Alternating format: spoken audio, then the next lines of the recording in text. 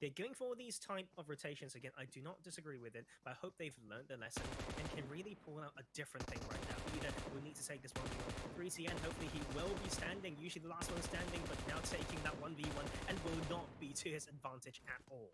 It was a nice attempt, but it was a little awkward, right? Coming around the door, you didn't really have your team there. I think you're really looking to slow down the fight, but he didn't slow it down. They rushed in, I think, getting a little bit too hasty, and now they lose one of their players to a 3v4 situation. You can see Yala also doing the same, coming up and nade on the back, and I think Yala's playing so much time, but where's the support from Yala?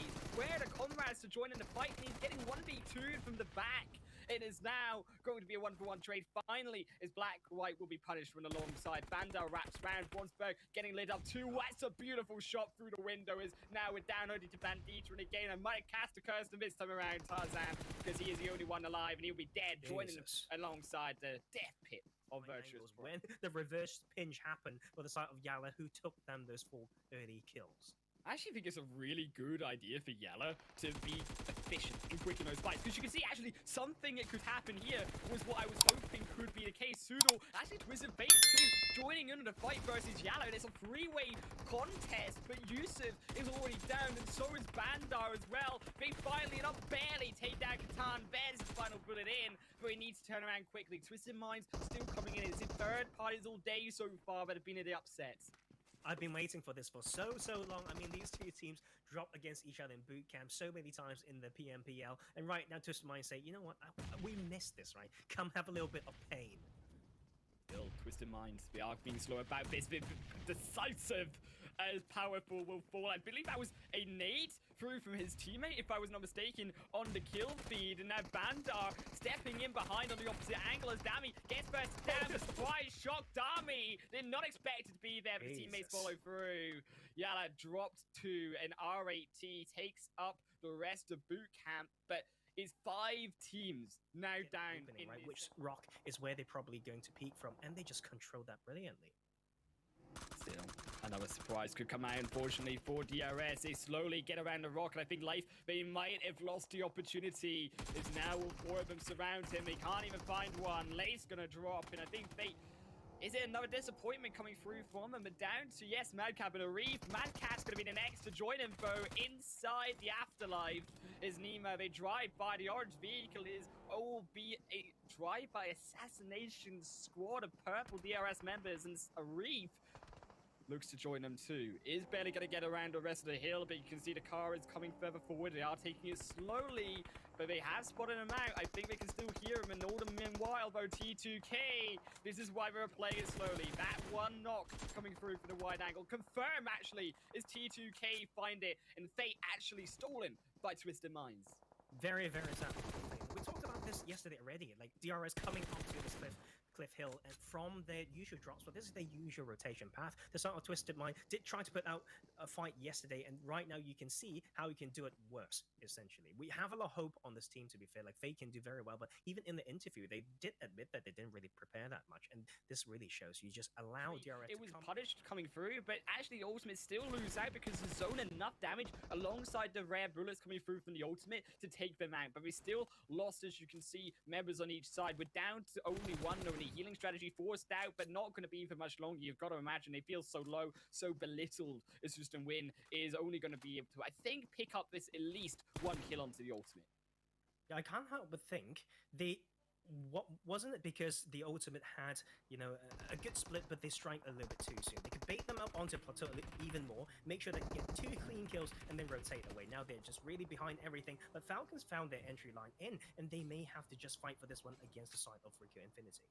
They can't stop Cryptics, but definitely, of course, as you say, have to take at least one fight instead of the other. And R8T, they are positioning, I like this on both sides though, because they know that yes, they have to fight Falcons, but there could be that third party that equally comes in for the strength of these series of buildings inside phase 4, and especially considering this zone is about to shift next to phase 5, you're respecting that the rush could come through at this moment. Falcons, though they are continuing with this, relieves the pressure to move further forward, and they have found Rustiga. He broke through the front line, and one will only fall, is never alone, steps into the next side of the building, but look it through to the rest of our 8 team and trying to find those flanks. Beautiful jump shots. Will it be enough? Yes, it will be. Never alone drops down next. And Falcons, they looked like they might have had everything, but not quite yet. At last, he had a pod inside his own house. Will try to lose one back as over the nade through the window from behind. Will striking back in return, though. It's now another one-for-one trade down to two members of our 18 making the revives. Shots come through, but it's not quite enough. They shot too early. They gave themselves away, but no, they cannot find a second. Barely. It's a 1v1, but who's going to take it? It's R18 for Falcons survive.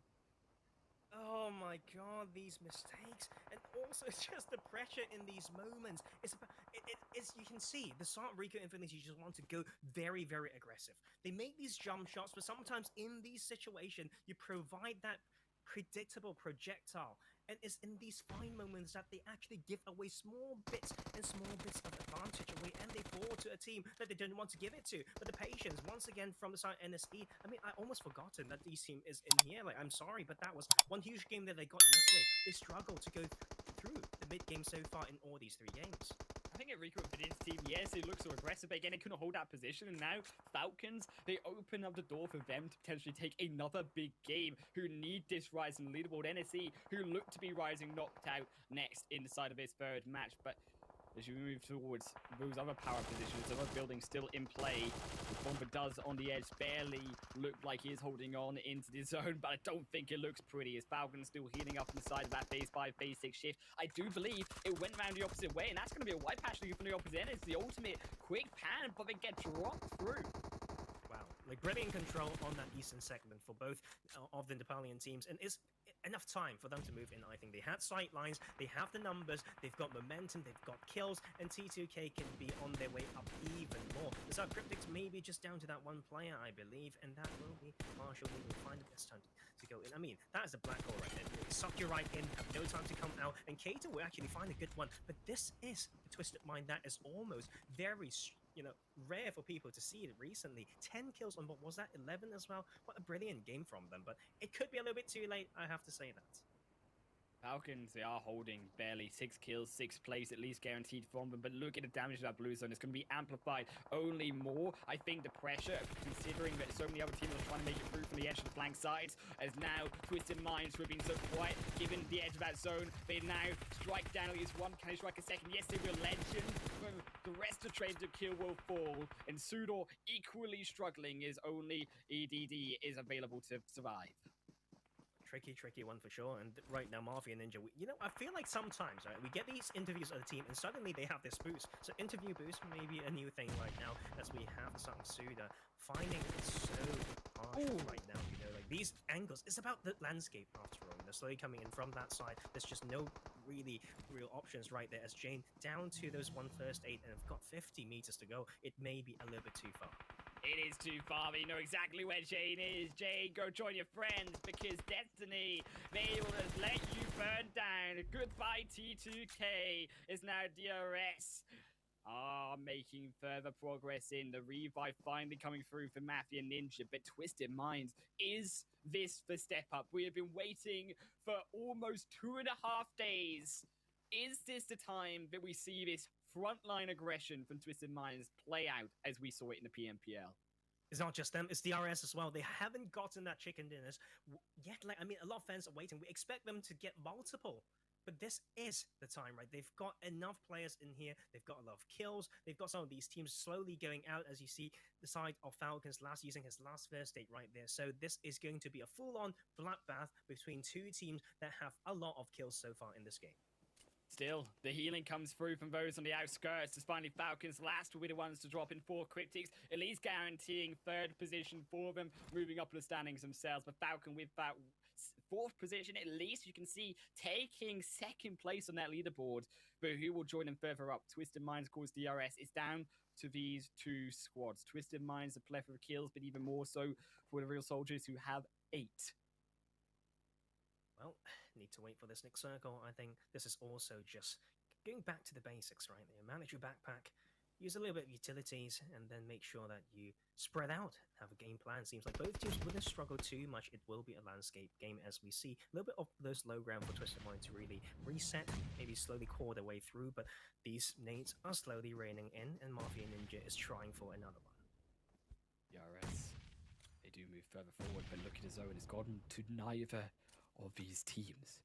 Tarzan, is down to whoever moving forward into the zone first. But it's Twisted Minds. Kaito, who gets dropped.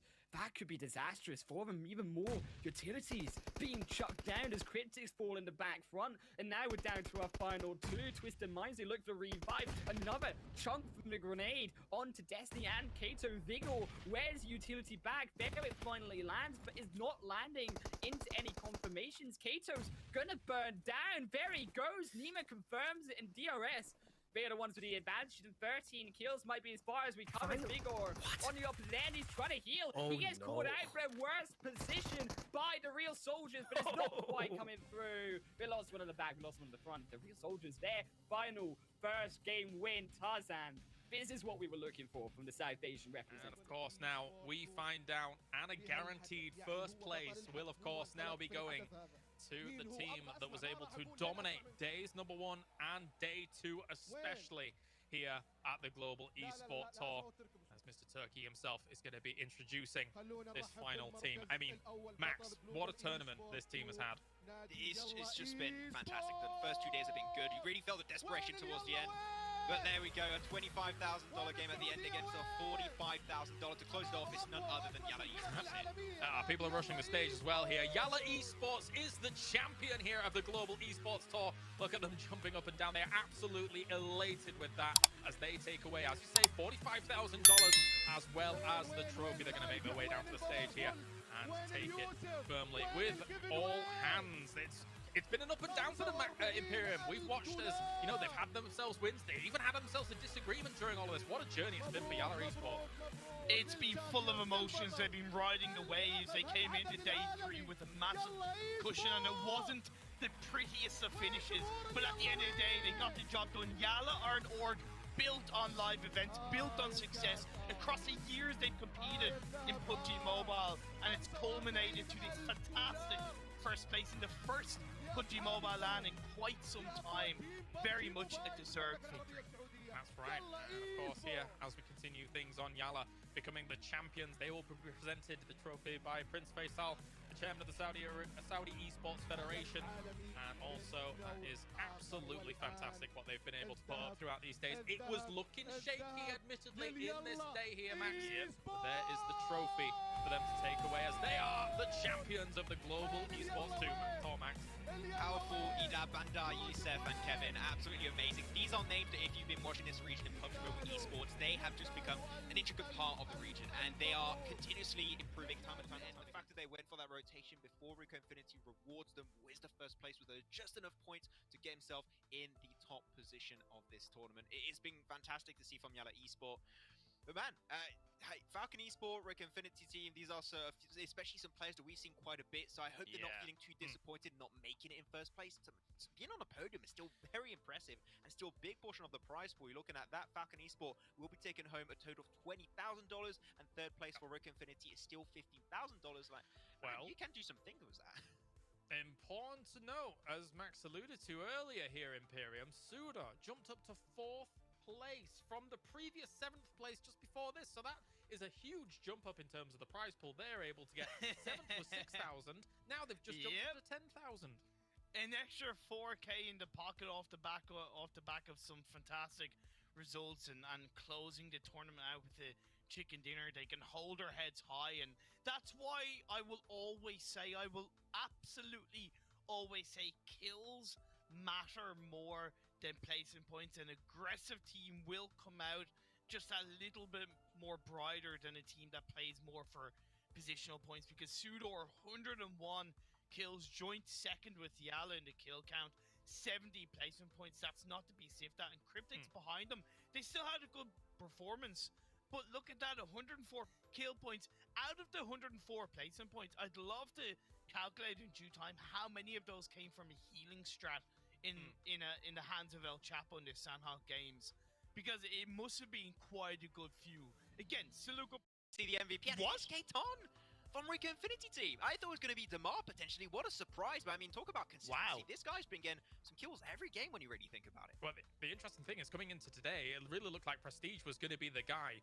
But yeah, SK-Ton is able to take it from Rico Infinity team. Brilliant stuff by him, Imperium, to be able to step up. And just constantly, this roster was visible throughout this tournament. And SK-Ton apparently was blasting. Yeah, look at it. The highlights absolutely on point. His positioning, I think, was what made him stand out that little bit more across this lobby. He was always in that extra proactive position, always there to help support his team at the right moment. And even looking at his stats, 31